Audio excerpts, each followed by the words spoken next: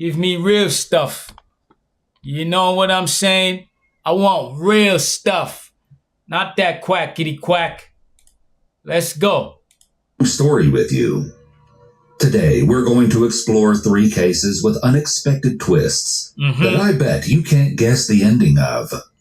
In North Epping, New South Wales, Let's see. the Lynn family lived relatively comfortably, as Min Lynn, the family's patriarch, was a news agency proprietor and ran a family-owned news agency. With his wife Yoon Lynn, the family had 3 children, 9-year-old Terry, 12-year-old Henry, and 15-year-old June Brenda Lynn. Also at the home was Yoon's sister Irene Lynn. The family was clearly close, as they lived together and worked together. The news agency even purportedly employed Min Lynn's sister Kathy. Though everything appeared to be going well for the Lynn family, that was about to take a gruesome turn. On the morning of July 18, 2009, Kathy and her husband, Leon Ben Robert Shia, went to the newspaper agency, only to find it closed. This was highly unusual, as the Lynns were always punctual and took their business seriously, as it supported their entire family.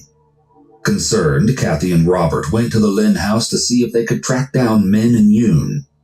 What they found would haunt them for years, in more ways than one. We have to be careful how we trod. Very careful. People watching us, documenting our movements. We have to be careful who we interact with and how we interact with whom we interact with, I should say. Got a little tongue twisted there. I'm not sure what's happening with my brain at this moment. Unnervingly, they found the front door to the Lynn family's house open. Going upstairs, the 2 noticed speckles of what looked like blood on the walls and in the hall between the bedrooms. As they looked closer, they found that the bedrooms were covered in blood spatter from the... So this is a lot for these people to see, which would then impact their lives. Let's continue. Floors all the way to the ceilings. A terrified Kathy called for the police, barely able to... So when we see instances of concern, raising alarm, how far do we stick our nose in for our own safety, and how involved do we get for our own safety? So they're doing the right thing right here, calling this to the attention of the police department. Let's see how it unfolds. Make out the words, "I think someone murdered my brother's family." But the nightmare only got worse. They then saw the bodies, or rather, what remained of the bodies. The faces of the victims were so marred that when the police and paramedics arrived at the scene, forensic analysis had to be used to identify each of the victims. Eventually, it was determined that the victims, Terry, all 5 had been bludgeoned with a hammer, though 4 had also been strangled. The only one to survive was Brenda. Isn't that gruesome? Hammer and strangling. Hammer. A hammer. Have you ever hit your finger or something? You know what that feels like? Woo! I can't imagine the pain they must have suffered. But she hadn't been home at the time of the slaying. She had been on a school trip, and this likely saved her life. Wow. Horribly, the news of the gruesome murder broke before Brenda was contacted, and she learned about the deaths of her entire family through a news article. As an investigation began, Kathy and Robert stepped in to take over the Lynn's newspaper agency business. As well, Brenda, who was completely alone in the world now, was placed into their custody. Robert was noted to be especially eager to gain custody of Brenda in order to care for her after the loss of her family. In fact, just hours after the bodies were discovered, Robert had offered to adopt Brenda. For a month, there were no... I was very quick.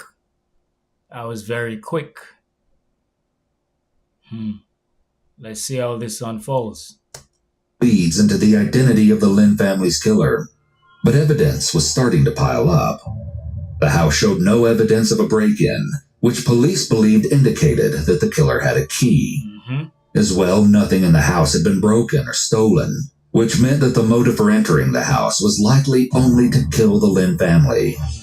There were 24 bloody footprints, which told investigators that they were looking for one killer, and they knew that the killer had worn Asics sneakers.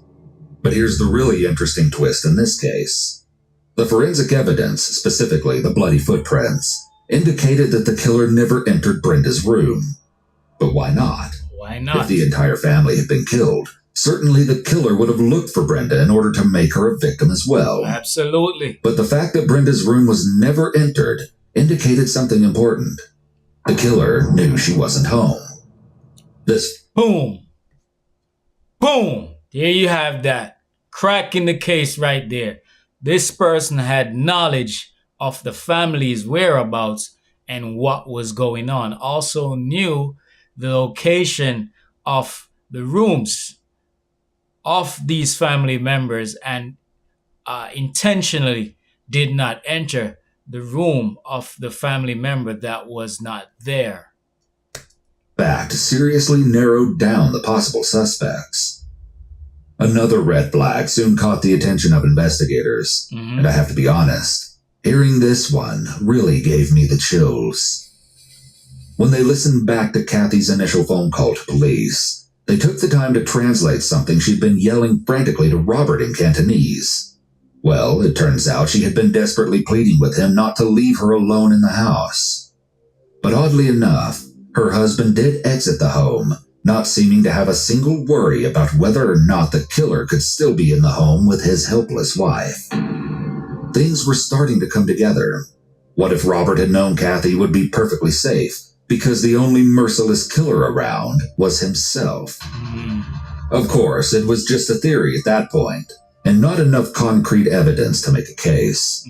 But when officials planted a pinhole camera inside Robert's home, and he was observed cutting up an Asics shoebox and flushing the pieces down a toilet, suspicion quickly turned on him. Forensic investigators examined a stain found in the garage of Robert's house, and it was uncovered that it contained DNA from 4 of the 5 Lynn family victims. Wow. Robert was arrested soon after this shocking discovery. But what motive could have driven Robert to kill his wife's entire family so brutally? Well, prosecutors alleged that one of Robert's main motivations was Brenda. That's right, Robert was allegedly attracted to his young niece. It was then Brenda reportedly told investigators that her Uncle Robert had been allegedly assaulting her before the murder of her family, and that it had... It's giving me chills. This guy targeted the family because of his attraction to his niece. At least that's one of his motives.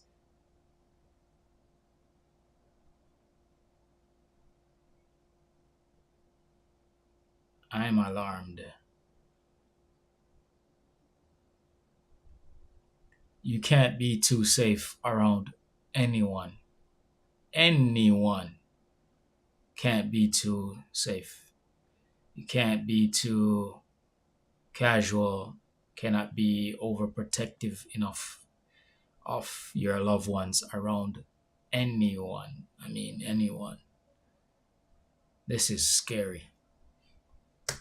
Only continued after she moved into his home under his custody. During trial, So he adopted her, murdered her family, adopted her so he could have access to her by having her adopted so she'd live with them and then continue his assault. Was painted of a man who, in his need to possess his niece, was driven to kill an entire family. Though this is clearly the kind of case that makes headlines, it wasn't so cut and dry in reality. After 2 abandoned trials, and a 3rd trial that ended in a hung jury, it was the 4th jury that found Robert guilty in 2017. Robert still maintains that he is innocent of any crime. I uncovered today's next case during my research into the Lynn family murders, and though they Wow. both feature So family... convicted in 2017, he still continues to say that he's innocent. Wow. Wow. Tragedy. The twists couldn't be more different. Where the Lynn family was discovered almost immediately, the fate of the McStay family was a mystery. Well, almost. The McStay family lived in Fallbrook, northern San Diego, and was made up of 40-year-old Joseph McStay, his wife, 43-year-old Summer McStay, and the couple's 2 preschool sons, 4-year-old Gianni and 3-year-old Joey Jr. Joseph worked as an entrepreneur who sold indoor water fountains. The family was known for being characteristically happy and successful. However, this wouldn't last. By mid-February 2010, it became glaringly clear that something was wrong with the McStay family. None of the family members had been heard from since the 4th, which was highly unusual. When the house was investigated, food was discovered on the counters just left where it had been dropped, and it was now rotten. The treasured family dogs were found left outside in the cold, something completely unusual for the family who loved the animals to have carelessly done. Yet despite these concerning clues, there was no sign of forced entry at all. The house was locked, besides a small window. There was no evidence of a struggle and not even a trace of violence. As well, because there was no suspicious activity on their credit cards, it ruled out the possibility of a robbery. What there was evidence of, though, was that the family had left the house in a hurry, and of their own free will. As a search began for the McStay family, their Isuzu Trooper was soon found where it had been abandoned in San Ysidro, near the U.S.-Mexico border. Okay. A theory arose to explain the family's absence, that they had intentionally gone over the border, but once there, they met a tragic but unknown fate. This theory made sense, because investigators couldn't understand how a family with no known enemies, and who were widely regarded as loving, could have met a more sinister end. However, family members disagreed that they would have left without telling anyone. Makes sense. The case went cold. Had the McStay family simply vanished, never to be found? Answers wouldn't come for close to 4 years. Wow. It wasn't until November 2013 when this case had its first twist. A dirt biker riding through the desert outside Victorville made a grim discovery. Peeking out of the sand was something white, almost like a stone. When the dirt biker came closer, they realized that it wasn't a stone at all, but a skull. Horrifically, the skull was too small to belong to an adult and had to have been a child's. When investigators came to have a look, they found that the skull wasn't alone. They uncovered a shallow grave filled with a total of 4 bodies, 2 adults and 2 small children. It was the McStay family. But the bodies weren't alone. Also tucked within the grave was a sledgehammer. The McStay family had been beaten to death. Joseph was found with an electrical cord wrapped around his neck, while Gianni bore the evidence of at least 7 blows to his skull. DNA that didn't belong to a McStay family member was soon found on the steering wheel and shift gear of the car, along with a cell phone pinged near the gravesite a few days after the McStays had gone missing. Both belonged to Charles Chase Merritt. Looking back, investigators realized that when Merritt, a welder, was interviewed about the McStays just 2 weeks after their disappearance, he had continued to use past tense, referring to Joseph by saying he was my best friend. Merritt had been Joseph's business partner, but before his death, Joseph had begun to sideline Merritt. Investigators believe that Merritt had allegedly been stealing from the McStay's company, and that he owed Joseph almost $43,000. But what doesn't make sense is how Merritt could have killed the entire McStay family without any evidence of a struggle. Had they gone willingly to their deaths? At his trial, Merritt broke down in tears and professed his innocence, saying, "I don't deserve this. I did not do this." In 2020, nearly a decade after the McStay family vanished and was brutally killed, Merritt was found guilty of 4 counts of murder. He was sentenced to life in prison for killing Joseph, But for Summer and the two children's murders, he was sentenced to death. I may have saved this. What was the conviction in getting him convicted? In 2020, that's 7 years later after the case took a turn in 2013. Story with the most unexpected twists for last. In 1986, 15-year-old Annie Andrews, who lived in Pepperell, Massachusetts, started receiving phone calls from a stranger. She wasn't. Do not accept phone calls from strangers. Do not, especially repeated phone calls. Do not get your number changed or something. Report it to the police. Report it to your family members. Do not accept phone calls from strangers. Please don't. Particularly concerned because the stranger on the other end was a boy around her age named Daniel.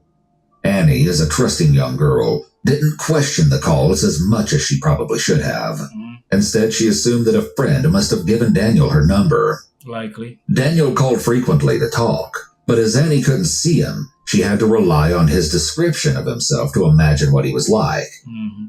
Daniel told Annie that he was a tall, blonde, good-looking, and athletic guy. So when he asked her on a date, Annie agreed. You may be guessing that this case ends with Annie's tragic demise, as many of these sad stories go. Mm-hmm. But you would be very wrong. Okay. The boy who met Annie for the date was not at all who she was expecting. The boy who introduced himself as Danny wasn't tall, instead was about 5'8" and thin, and he wasn't blonde. Instead, he had greasy dark hair and thick, untamed eyebrows. Okay. Daniel was awkward and had a noticeable lack of hygiene, none of which was helped by the fact that he had lied to Annie. Still, they went on the date and attended a local fair. It was while walking along the fairgrounds among the flashing lights and the smell of greasy food that Annie mentioned that her mother had died of cancer. Hearing this, Daniel's eyes appeared to light up, and he became incredibly interested. Not in... Annie revealing distress, sorrow, pain, and vulnerability. Comforting the grieving girl as one would imagine, but instead incessantly asking her invasive questions about the death. He mostly wanted to know how much Annie's mother had suffered. Annie, disturbed by this and upset that Daniel had lied to her about who he was, declined to go on a second date with him. And that's where the story should have ended. But it didn't. Annie went home to her father, Brian, and her younger sister, Jessica, who was 8 at the time. Okay. It was soon after her date with Daniel that Annie and Jessica both started to notice strange things happening around the house. Late at night, the two girls would hear tapping on the walls. You can't blame the girls who had just lost their mother for considering that the noises could be coming from a ghost. Okay. This wasn't helped by the fact that Brian, as a suddenly single parent, had to work more to support the family and was frequently out of the house, leaving alone. Yeah, that would leave them to be a lot more vulnerable than usual, and being busy grieving himself, trying to give them some comfort and provide for them as best as he can and as much as he could. That would be closely related, I am imagining, to their usual lifestyle. Some stories say that the girls held a seance to conjure the spirit of their mother, but this has never been verified. The strange tapping continued. It woke them in the middle of the night, and soon the girls were hardly sleeping at all. Then things started to move around the house. Food would vanish from counters within minutes of being put there. They told their father it was a ghost. He was unconvinced. But then the writing started. One night while the girls were alone, they reportedly heard the tapping again, this time from below. The girls crept downstairs and, in the basement, found something scrawled on the wall. The message reportedly read, "I'm in your room, come and find me." It looked to be written in blood. This understandably freaked them out. 2 weeks later, the next message was written in Annie's bedroom. I'm back. Find me if you can. Terrified that they were being haunted, the girls called and told their father. Though he didn't quite believe them, he came home to put their fears to rest. As he entered Annie's bedroom, Brian made a shocking discovery. Standing in his daughter's room was someone with long blonde hair, wearing a dress that had belonged to his deceased wife. When the person turned, he realized, shockingly, that it was a young man, wearing a wig and makeup and holding a hatchet. He managed to fight him off, and of course, call the police. Investigators found the boy in the Andrews house, hiding within the crawl space. It became abundantly clear that the boy had been living in the walls of the house for months. He was arrested and charged with a variety of crimes. The young man was allegedly 17-year-old Daniel LaPlante. To be clear, the exact details of this story have become a little less clear with how many times it has been retold and dramatized over the years. For instance, in some versions, people say that the intruder was actually dressed as a Native American instead of a woman. Hey, is the fact That will happen to stories when multiple people retells it, and once it goes over multiple people and across towns and so forth, then there will be distortions in there. aren't 100% clear at this time. Please be aware that these are merely allegations. Daniel had allegedly been the ghost harassing Annie for months after she had rejected him, which might be one of the more extreme reactions to being rejected that I've ever heard. Very. I haven't heard anything like this before over being rejected, to be haunting or pretending to be haunting and dressing up as a deceased mother and living in the walls of the house for months. This is quite extreme. But apparently this wasn't all that unusual. Well, it was, but not for Daniel. You see, before he began harassing the Andrews, he had an alleged history of breaking into people's houses and stealing. But reportedly, he also immensely enjoyed moving things around in people's homes to let them know that he had been there, without it being obvious. After being arrested, Daniel stayed at a juvenile's facility for about a year before he was released. Okay. It was only a month before he went back to his old ways, though this time he went even further. He broke into his neighbor's home where he found and allegedly stole 2 handguns. Okay, so while the details are a little fuzzy on Daniel's alleged time living in the walls, he was about to do something far more dark and insidious. Okay. And in this case, the facts are crystal clear. Spurred by his first crime since being set free, Daniel, now armed, decided to enter someone else's home uninvited. A half-mile from his house, he made his way into the home of 33-year-old Priscilla Gustafson, a pregnant church nursery school teacher. At the time, she was home alone with her 2 children, 7-year-old Abigail and 5-year-old William. Daniel attacked Priscilla and assaulted her before allegedly shooting her multiple times at point-blank range. He purportedly left her laying face down on her bed, with her pillows covered in blood. Daniel proceeded to attack and drown the 2 children, leaving each of them in separate bathrooms. As a manhunt ensued to find the Gustafson's killer, Daniel's reign of terror continued. While on the run, Daniel went a few towns over from Townsend and allegedly kidnapped a woman at gunpoint, forcing her to drive him around in her Volkswagen van. But the lucky woman managed to escape on foot and told the police of the incident. Police attention turned to Daniel LaPlante. After days of searching, they found him in one of the most unlikely places. Not the walls of someone's house, as you may suspect, but a dumpster at a lumber yard. Though he was arrested without incident, he disturbed the arresting officers by allegedly laughing maniacally all the while. At a trial in 1988, Daniel LaPlante was convicted of the triple murder and given 3 life sentences. Is it really a big shock that the guy who lived in someone's walls later became a murderer? Yes, they are very far in behavior patterns. And what motivated him to kill that pregnant woman and the young ones, drowning them, like what was going through his head? What interactions did they have, did not have? Why did he seek them out to carry out this extreme? Uh, I can't even find a word to describe, like, what relations are there for him to behave like that towards them and commit this crime. Uh, wow, that remains a mystery. That remains a mystery.